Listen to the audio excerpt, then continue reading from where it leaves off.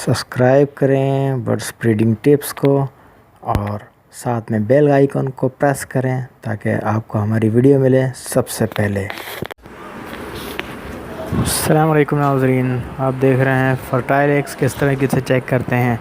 तो आप देख रहे हैं कि ये आप किसी भी टॉर्च पे रखें, मोबाइल टॉर्च पे रखें और इस तरीके से चेक कर लें। अगर ये रेड लाइन शो कर रहा है तो यानी कि फर्टाइल एग्स है, और अगर ये रेड लाइन शो नहीं कर रहा और इस तरीके से ये येलो ब्लिंक कर रहा है, उसके अंदर कोई रेड लाइंस नहीं है, तो ये अनफर्टाइल्स एग होता है।